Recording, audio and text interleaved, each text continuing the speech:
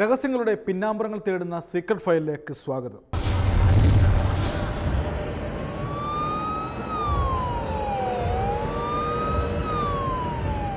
പ്രായം പോലും കണക്കിലെടുക്കാത്ത സ്ത്രീകൾക്ക് നേരെയും നമ്മുടെ പിഞ്ചു ബാല്യങ്ങൾക്ക് നേരെയും നടക്കുന്ന ലൈംഗിക അതിക്രമങ്ങൾ, അതിൻ്റെ സർവ്വ സീമകളിൽ ലംഘിച്ചുകൊണ്ട് മുന്നേറുന്ന എത്രയോ സംഭവങ്ങൾ നമ്മുടെ നാട്ടിൽ അരങ്ങേറുന്നു. അത്തരം ഒരു സംഭവത്തിൻ്റെ പിന്നാമ്പുറ യാഥാർത്ഥ്യങ്ങൾ തേടിയാണ് ഞങ്ങൾക്കുറി യാത്രയാവുന്നത്. ഒരുപക്ഷെ നമ്മുടെ വീട്ടിലിരിക്കുന്ന മാതാപിതാക്കൾക്കുള്ള ഒരു ഗുണപാഠം കൂടിയായിരിക്കും ഇന്നത്തെ എപ്പിസോഡ്. വീട്ടിൽ നിന്നും സ്കൂളിലേക്കെന്ന് പറഞ്ഞു പോകുന്ന കുട്ടികൾ ഒരുപക്ഷെ എവിടെയാണ് ചെന്ന് എത്തിച്ചേരുന്നതെന്ന് നമ്മുടെ മാതാപിതാക്കൾക്ക് അറിഞ്ഞുകൂടണമെന്നില്ല. കാമവെറിയന്മാരായ കഴുകന്മാരുടെ കൈകളിൽ എത്തിച്ചേരുമ്പോൾ മാത്രമായിരിക്കും തങ്ങളുടെ കുഞ്ഞിൻ്റെ ദുസ്ഥിതി ഇവർ പലപ്പോഴും തിരിച്ചറിയുന്നത്. ഈ സംഭവം അതാണ് സൂചിപ്പിക്കുന്നത്. സ്കൂളിലേക്കെന്ന് പറഞ്ഞു പോയ 17-കാരിയെ ഒരു പറ്റം ആളുകൾ അതിക്രൂരമായി പീഡിപ്പിച്ചു. സംഭവം പുറത്തറിഞ്ഞപ്പോൾ മാത്രമാണ് നാട്ടുകാരും മാതാപിതാക്കളും ഈ ദുരന്ത വാർത്ത തിരിച്ചറിയുന്നത്. ഞങ്ങൾ യാത്രയാവുകയാണ് ഒരു കൊടിയ പീഡനത്തിൻ്റെ പിന്നാമ്പുറ യാഥാർത്ഥ്യങ്ങൾ തേടി.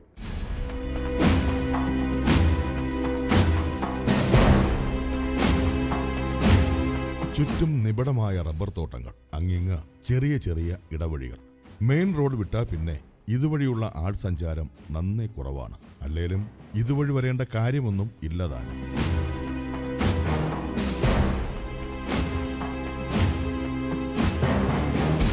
വരുന്നത് ഒന്നുകിൽ റബ്ബർ ടാപ്പിങ്ങിനോ അല്ലെങ്കിൽ തേങ്ങയിടാനോ വേണ്ടി മാത്രമായിരിക്കും. അല്ലെങ്കിൽ ആരും ഇതുവഴി വരാറില്ല. പക്ഷെ നാണിത്തള്ളയ്ക്ക് ഇതുവഴി വരാതിരിക്കാൻ കഴിയില്ലല്ലോ. സ്വന്തം വീട് വാടകയ്ക്ക് നൽകി ഒരു ചെറിയ കൂരയിൽ ഒറ്റയ്ക്കാണ് താമസം.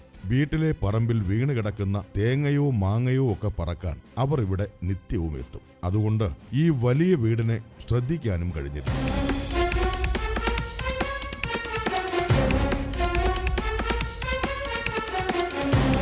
ഈ വീടിന്റെ മുന്നിൽ കൂടി വേണം സ്വന്തം വീട്ടിലെത്താൻ. പക്ഷെ കഴിഞ്ഞ ഒരാഴ്ചയായി ഈ വീട്ടിലെന്തോ ഒരു പന്തികേട് പോലെ. അപരിചിതരായ ആരൊക്കെയോ കാണുന്നു. കുറെ വാഹനങ്ങൾ സമയവും നേരവും ഒന്നും നോക്കാതെ വന്നു പോകുന്നു. ഇതെന്താ ഇങ്ങനെ?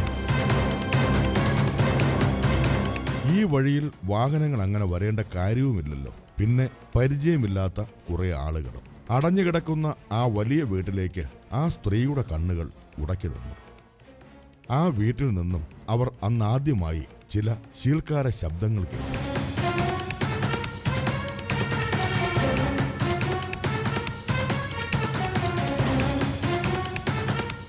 ഒരു ദിവസം ഇതുപോലെ തന്നെ ഈ സമയം നേരത്തെ ഞാൻ ഇവിടെ നിന്നപ്പോൾ ഒരു ആട്ട ഓടി അകത്ത് കയറി. അപ്പോൾ ഞാൻ ആട്ടയിൽ നോക്കി ഒരു പെണ്ണും ചെറുക്കനായിട്ട് ആട്ടയിരിക്കുന്നു. അപ്പോൾ ആട്ടോക്കാരൻ പൂട്ടിക്കളഞ്ഞു. അപ്പോൾ തിരിച്ചിറങ്ങി വന്നപ്പോൾ ഞാൻ ചോദിച്ചത് എവിടെ നിന്ന് ആട്ടാൻ പറഞ്ഞു. അത് നിങ്ങൾ തിരക്കണം തിന്നു കേട്ടോ. അപ്പോൾ വീണ്ടും ഞാൻ ഇവിടെ നിന്നപ്പോൾ അയാൾ ഹോട്ടലിൽ പോയി ചോറെടുത്തുകൊണ്ട് കൊടുത്തു. അപ്പോൾ ഞാൻ ആട്ടോക്കാരൻ്റെ കഴിഞ്ഞാൽ അയാളുമില്ല. അപ്പോൾ സുനിയുടെ എൻ്റെ ആട്ടാക്കിയുടെ സുനി എന്നാണ് പേര്. അവരുടെ സുനി സുനി ഉച്ചയ്ക്ക് അവിടെ ആട്ടയിൽ വന്നത് അത് എൻ്റെ സഹോദരൻ്റെ കുഞ്ഞമ്മേരെ മോനും മരുമോനുമാണ്. 2 ദിവസം ധരിക്കാൻ പറഞ്ഞാൽ അതല്ല, വേറെ ആരെയും കൊണ്ടുവന്നതാണ്. ഉണ്ട്. അപ്പോഴവ എൻ്റെ ഒപ്പം ചേച്ചി ദൈവം വിചാരിച്ചു ഇത് വെളിയിൽ പറയല്ലേ ചേച്ചി. അപ്പം ഞാനത് വെളിയിൽ പറഞ്ഞില്ല.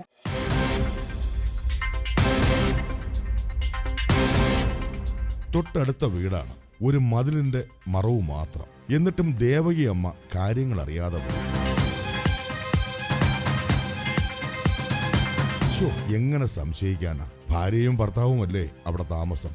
പ്രിയമോളെയും സുനിലിനെയും എന്നും കാണാറുമുണ്ട്. പ്രത്യേകിച്ച് ഒന്നും തോന്നിയിട്ടുമില്ല. ഇതിപ്പോ വല്ലാത്ത ചതിയായി പോയി. ആ പഴമനസ് നന്ദി വേദനിച്ചു. എനിക്ക് അത്ര അറിഞ്ഞൂടാ.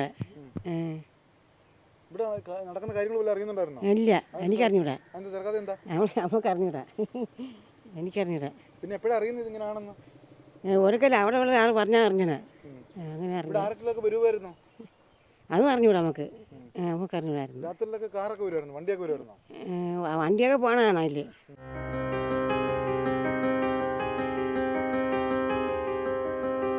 ബിജു എന്നും ഈ വഴിയാണ് പോകുന്നത്.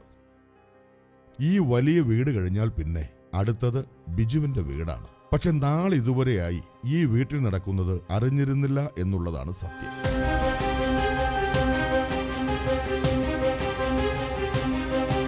പോലീസ് വീട് വളഞ്ഞപ്പോൾ മാത്രമാണ് കാര്യങ്ങൾ അറിയുന്നത്.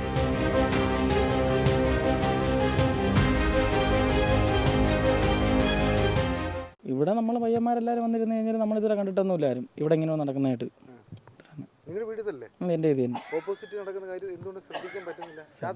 ശ്രദ്ധിക്കാൻ പറ്റാത്തതെന്ന് വെച്ച് കഴിഞ്ഞാൽ രാത്രി നമ്മളിപ്പോൾ രാവിലെ ജോലിക്ക് പോയി കഴിഞ്ഞാൽ വൈകിട്ട് 9 മണിയൊക്കെ നമ്മൾ വരും. പിന്നെ ഈ പുള്ളി ഹോട്ടലാണ് നടത്തുന്നത്. പിന്നെ നമ്മളിതുവരെ കണ്ടിട്ടില്ല. ഇവിടെ ഓട്ടോ വരും, കാറും വരും. അപ്പോൾ അതിൻ്റെ സാധനങ്ങളെല്ലാം കൊണ്ടിറക്കണമെന്ന് വിചാരിക്കും, അത്ര തന്നെ.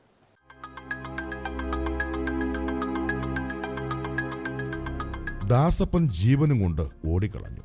കാര്യങ്ങളെല്ലാം അറിയാം, പക്ഷെ ഒരക്ഷരം മിണ്ടിയില്ല.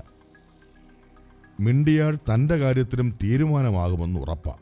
ഈ വീട്ടിൽ നടക്കുന്നത് എന്താണെന്ന് ആദ്യമേ സൂചന കിട്ടിയതുമാണ്.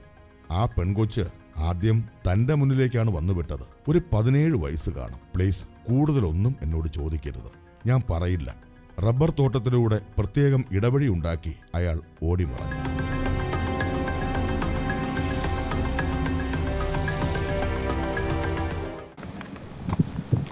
എവിടെ വേണോ പോയി പടം എടുക്കാൻ പറഞ്ഞു. എന്നിട്ട് മനസ്സിലായില്ലേ? നിങ്ങൾക്ക് ഇതുവഴി പോകുന്ന ആളെ ഇച്ചിരി പറഞ്ഞ ആളല്ലേ?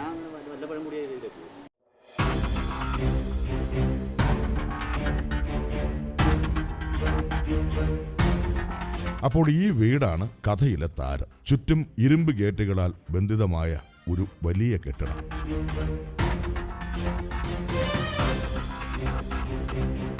ആർക്കും ഒരു സംശയവുമില്ലായിരുന്നു ഇതിനു മുമ്പ്. ഭാര്യ ഭർത്താക്കന്മാരായ സുനിലും പ്രിയയുമാണല്ലോ ഈ വീട്ടിൽ താമസക്കാർ. പിന്നെ എങ്ങനെ സംശയിക്കും? പക്ഷെ കഥയെല്ലാം പൊളിഞ്ഞു.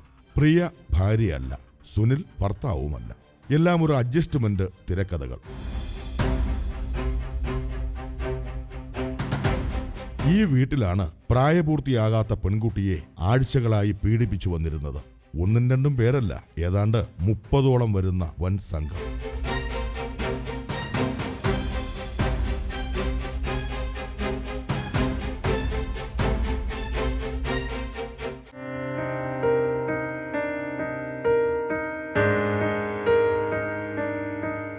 രാജിക്ക് 16 വയസ്സ് കഴിഞ്ഞതേ ഉള്ളൂ. കൗമാരത്തിൽ നിന്നും യൗവനത്തിലേക്കുള്ള പ്രായമാറ്റം.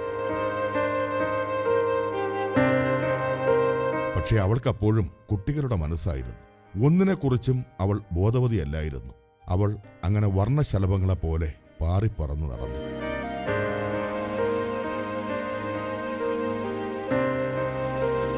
ആ ശലഭത്തെ കൂട്ടിലടയ്ക്കാൻ ഒരിക്കൽ സജിത്ത് എന്ന യുവാവെത്തി. രാജിയുടെ വീടിനടുത്തുള്ള ക്ലേ ഫാക്ടറിയിലെ JCB ഡ്രൈവറാണ് അവൻ. ആളൊരു പക്ക തരികട. അവന്റെ വലയിൽ വീഴുന്ന എത്രാമത്തെയോ ഇരയായിരുന്നു ഈ പാവാടക്കാരി. മകൾക്കൊരു ജീവിതം കിട്ടുന്നതിൽ ഈ അമ്മയും സന്തോഷിച്ചിട്ടുണ്ടാവണം. അത്രയ്ക്കുള്ള ലോക വിവരമേ ആ സാധു സ്ത്രീക്കുണ്ടായിരുന്നുള്ളൂ.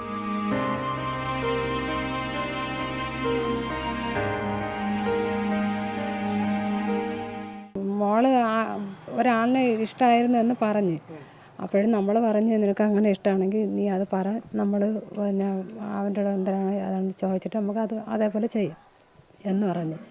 അപ്പോൾ പിന്നെ വരാമെന്ന് പറഞ്ഞല്ലാതെ വന്നില്ല. അങ്ങനെ അതിൻ്റെ കൂടെ ഇവൾ ഇറങ്ങിപ്പോയി. പിന്നെയുള്ള വിശേഷങ്ങൾ എന്തിനാണെന്ന് നമുക്കറിയാം. ഞങ്ങൾ കണ്ടിട്ടില്ല, ഇവിടെ വന്നിട്ടേ ഇല്ല, ഞങ്ങൾ കണ്ടിട്ടുമില്ല. അപ്പോൾ പിന്നെ അവൻ വന്ന് വിളിച്ചുകൊണ്ട് പോയിട്ട് പിന്നെയുള്ള വിശേഷം എന്താണ്, പിന്നെ മോളെ വീട്ടിൽ നിന്ന് ഇറങ്ങിപ്പോയി. എന്നെ ഇങ്ങനെ വിളിക്കണ എന്ന് എന്നോടല്ല പറഞ്ഞ, അമ്മയോടെ പറഞ്ഞിട്ടാണ് ഇറങ്ങിപ്പോയത്.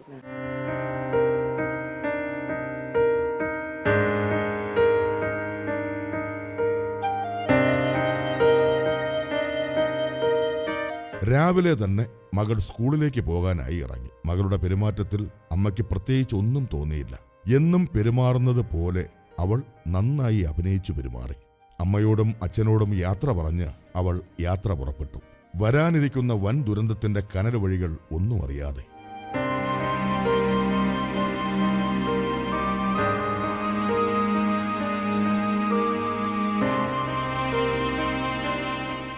ഇവള് പിന്നെ ഇറങ്ങിപ്പോയിട്ട് അവൾ വീട്ടിൽ ഞാൻ ഇവിടെ ഇല്ലായിരുന്നു. അപ്പോൾ ഇവിടെ അമ്മയുടെ വീട്ടിലാണ് ഇവൾ നിന്ന്, അമ്മയുടെ പറഞ്ഞിട്ടാണ് ഇവൾ ഇറങ്ങിപ്പോയത്. അപ്പോൾ പിന്നെ അമ്മ അന്ന് വൈകിട്ട് തന്നെ എൻ്റെ അടുത്ത് വന്ന് ഇങ്ങനെ പറഞ്ഞ്, പിന്നെ പെണ്ണ് ഇങ്ങനെ അവൻ്റെ കൂടെ പോകണമെന്ന് പറഞ്ഞിട്ട് ഇറങ്ങിപ്പോയി, എന്താണെന്ന് അറിഞ്ഞുകൂടാ എന്ന് പറഞ്ഞു. അങ്ങനെയാണ് പിന്നെ ഞങ്ങൾ ഫോൺ ഇഷ്ടം പോലെ ഞങ്ങൾ വിളി തന്നെ. എന്നിട്ടും ഈ കുട്ടി പിന്നെ ഫോൺ എടുക്കാനും പറ്റില്ല, അവൾക്ക് സംസാരിക്കാനില്ല. ഇങ്ങനെ ആയതുകൊണ്ടായിരിക്കും കൊച്ചിനെ ഫോൺ എടുക്കാൻ പറ്റാതായിട്ടുള്ളത്. അങ്ങനെ പിന്നെ 4 ദിവസം ആയപ്പോഴത്തേക്കാണ് ഞാൻ കേസ് വിട്ടത്.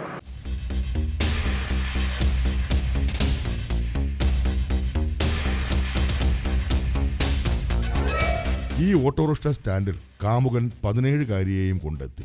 കഴുകൻ കണ്ണുകൾ ഇരയെ കുത്തിവലിച്ചു.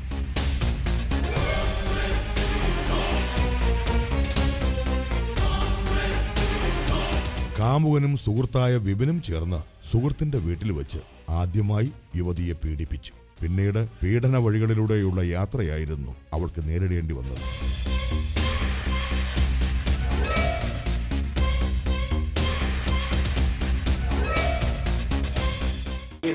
സ്ത്രീ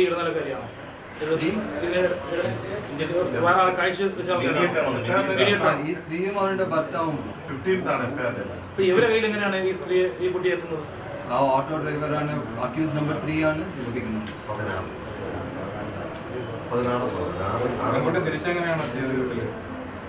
അവർ കിട്ടി, ഓട്ടോമാറ്റിക്കായിട്ട് വന്നു, തിരിച്ചു വന്നു. ഇവിടെ റെയ്ഡ് പെട്രോളിലെ അവരുടെ വീട്ടിൽ റെയ്ഡ് നടത്തുമ്പോൾ വേറെ ആൾക്കാരെന്തെങ്കിലും കിട്ടിയിട്ടുണ്ടായിരുന്നു? ഇല്ല. പെൺകുട്ടികളെ തിരിച്ചറിഞ്ഞോ? എല്ലാവരും പ്രതികളെല്ലാം തിരിച്ചറിഞ്ഞോ? ഈ പ്രതികൾ കിട്ടിയ പ്രതികളിൽ ഒരാളാണ് സ്ത്രീകൾ, ഫീമെയിലായിട്ട് ഒരാളാണ്.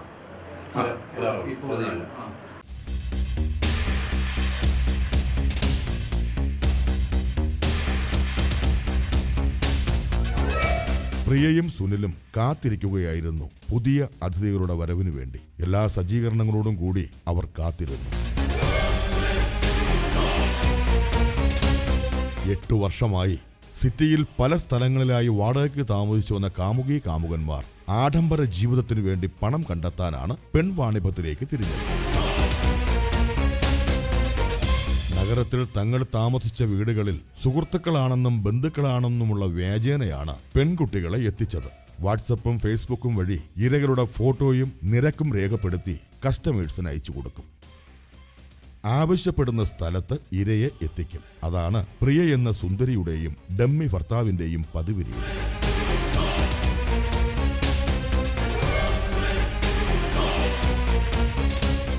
എല്ലാ കാര്യം നിങ്ങൾ അമ്മയും മോളൊക്കെ തുറന്ന് പറയുമോ?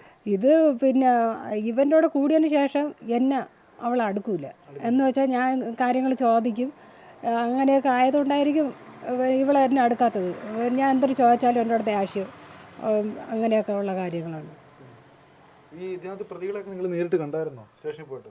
പ്രതികളെ കണ്ട്. അവരോടൊക്കെ എന്തെങ്കിലും അമ്മ ചോദിച്ചായിരുന്നോ രീതിയിൽ? ഞാൻ ഒന്നും ചോദിച്ചില്ല. എനിക്ക് ചോദിക്കാനുള്ള അവസ്ഥ അല്ലായിരുന്നു. എന്ന് വെച്ചാൽ ഇത്രയും പേര് ഒരു കുട്ടീനെ നമ്മളെ മക്കളെ ഇങ്ങനെയൊക്കെ ചെയ്യുമെന്ന് അറിയുമ്പോഴത്തേക്ക്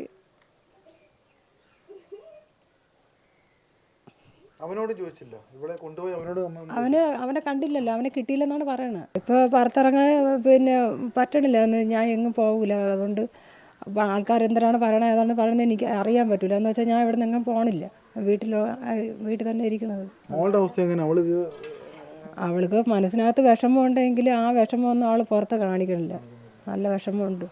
പക്ഷേ ഇങ്ങനെ ഒരു അവസ്ഥത്തിൽ ചെന്ന് ചാടിയല്ലോ എന്നുള്ള ആ ഒരു വിഷമമുണ്ട്. ഇനി ഈ കൊച്ചിന് ഒരു ജീവിതം ഇനി കിട്ടുമോ?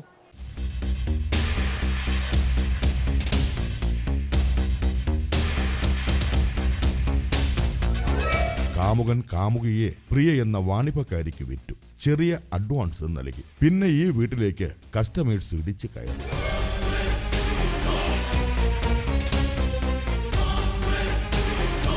ഒരിക്കലും അഴിച്ചെടുക്കാൻ കഴിയാത്ത ഊരാക്കുടുക്കിലേക്കാണ് തന്റെ ജീവിതം പോകുന്നതെന്ന് ആ 17കാരി അറിഞ്ഞിരുന്നില്ല.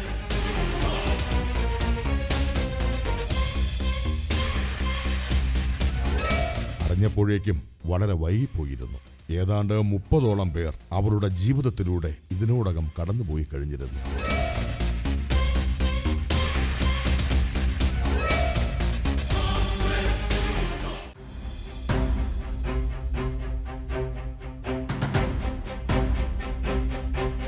ഒരാഴ്ച പിന്നിട്ടു. പുറം ലോകമറിയാത്ത പീഡന പർവ്വങ്ങൾ ഈ വീട്ടിൽ ഓരോ ദിനവും അരങ്ങേറിക്കൊണ്ടേയിരുന്നു.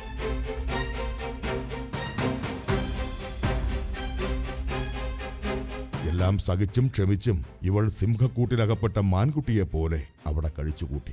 രക്ഷപ്പെടാൻ ഒരു പഴുതുപോലും ഇല്ലാതെ.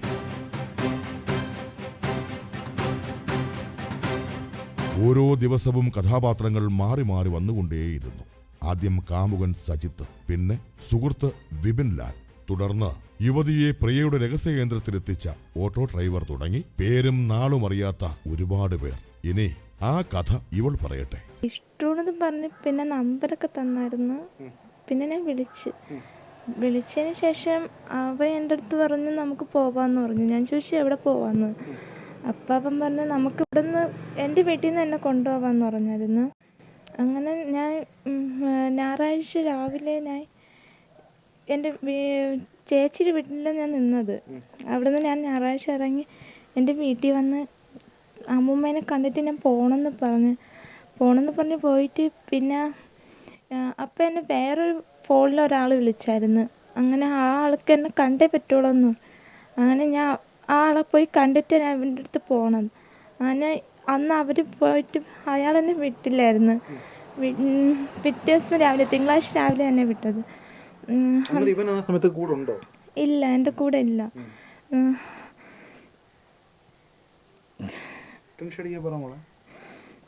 അങ്ങനെ ഞാൻ ആ ആളെ പോയി കണ്ടിട്ട് അയാളൊരു കൂട്ടുകാരൻ്റെ വീട്ടിലാണ് കൊണ്ടുപോയത്. അപ്പോഴേ അല്ല, വേറെ ഒരു ചേട്ടൻ്റെ വീട്ടിൽ.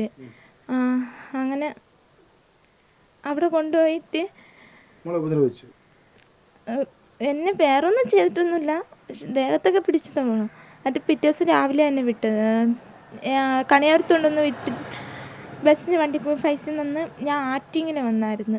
ആറ്റിങ്ങിൽ വന്നതിന് ശേഷം ഒരു ഓട്ടോക്കാരൻ എന്നെ കണ്ടു. ഞാൻ അപ്പച്ചിയുടെ വീട്ടിൽ പോയിട്ട് തിരിച്ച് ഞാൻ ആറ്റിങ്ങൽ ജംഗ്ഷനിൽ വണ്ടി കയറാൻ വേണ്ടി വന്നു വീട്ടിൽ. അപ്പം ഒരു ഓട്ടോക്കാരൻ എന്നെ കണ്ടായിരുന്നു. അങ്ങനെ അയാൾ എൻ്റെ അടുത്ത് പറഞ്ഞ് എൻ്റെ അമ്മയുടെ ബന്ധുവാണ് എന്നൊക്കെ എൻ്റെ അടുത്ത് പറഞ്ഞ് എന്നെ ആട്ടേക്ക് കയറ്റിയിട്ട് അയാൾ നേരെ എന്നെ വെട്രോടുള്ള സുനിലിൻ്റെയും പ്രിയയുടെ വീട്ടിലാണ് എന്നെ കൊണ്ടുപോയത്. ഈ ഓട്ടോക്കാരനെ ഞാൻ ആദ്യമായിട്ടാണ് കാണുന്നത്. അയാൾ എൻ്റെ അടുത്ത് ബന്ധുവാണ്, ആ വീട്ടിൽ പോണേ, വീട്ടിൽ എന്നെ അമ്മ ചെല്ലാൻ പറഞ്ഞെന്നൊക്കെ പറഞ്ഞ അയാൾ എന്നെ കയറ്റിയത്. അങ്ങനെ അയാൾ എന്നെ അവിടെ കൊണ്ടാക്കിയത്. അതിനുശേഷം സുനിലും പ്രിയയും ഭാര്യ ഭർത്താക്കന്മാരാണോ? അവര് ഭാര്യ ഭർത്താവെന്ന് എൻ്റെ അടുത്ത് പറഞ്ഞത്. വേറെ എന്തെങ്കിലും ഉണ്ടോന്ന് എനിക്ക് അവർ രണ്ടും മാത്രമേ ഉള്ളൂ ആ വീട്ടില്. അതിനുശേഷം അവര് എന്നെ ഒന്നും ചെയ്തിട്ടില്ല. വേറെ ആൾക്കാർ അവിടെ നിന്ന് വെളിയിൽ നിന്ന് വരുന്നുണ്ടായിരുന്നു. അവരെൻ്റെ അടുത്ത് പറഞ്ഞ് അവർ ഇതിനായിട്ടാണ് ഇവിടെ വന്നത്, ഇതിനു മുമ്പ് ഒരു പെണ്ണ് അവിടെ ഉണ്ടായിരുന്നൊക്കെ പറഞ്ഞായിരുന്നു. ഒരു വിധത്തിൽ രക്ഷപ്പെടാൻ ഒക്കാത്ത അവസ്ഥയായി. അവര് എവിടെയെങ്കിലും പോകണമെങ്കിൽ 4 വർഷം പൂട്ടിയിട്ട് 3 ഗേറ്റ് ഉണ്ട് അവിടെ. ആ 3 ഗേറ്റും പൂട്ടിയിട്ട് വാതിലും അടച്ചിട്ടിട്ടാണ് പോണത്. പിന്നെ അവർ പോണ സ്ഥലത്തെല്ലാം കൂടെ കൊണ്ടുപോകും. എന്നിട്ട് ഓരോരുത്തർ വരുമ്പോൾ അവരോട് പറഞ്ഞു വിടുകയൊക്കെ ചെയ്യും.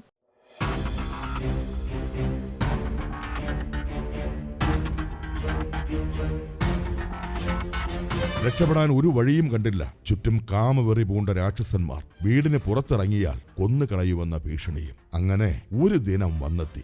ആരും കാണാതെ അവൾ ആഴ്ചകൾക്ക് ശേഷം വീട്ടിലേക്ക് വിളിച്ചു. അതായിരുന്നു എല്ലാത്തിൻ്റെയും അവസാനം.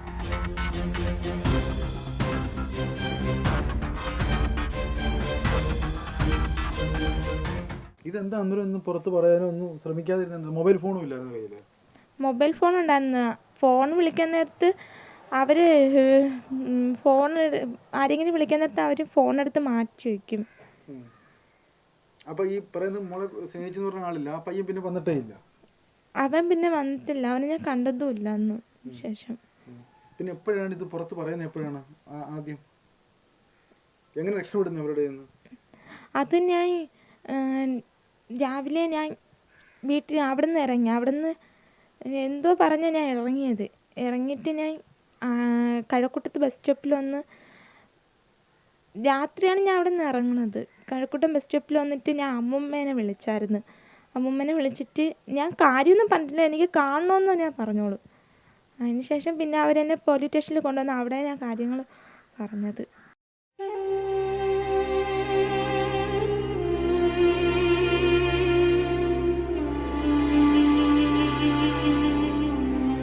പണി തീരാത്ത ഈ വീട്ടിൽ ഒരമ്മ തന്റെ പെൺകുട്ടികളെ മാറോടണച്ച് കഴിയുന്നു.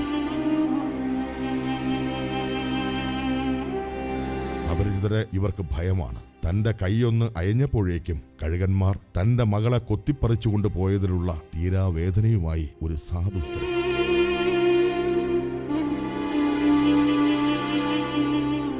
ലോകത്ത് ഒരമ്മയ്ക്കും ഈ ദുർവിധി ഉണ്ടാകരുതേ എന്ന മനമുരുകിയുള്ള പ്രാർത്ഥനയോടെ ഇനി ഈ കുടുംബം ഒരുപാട് ചോദ്യങ്ങൾക്ക് നടുവിൽ.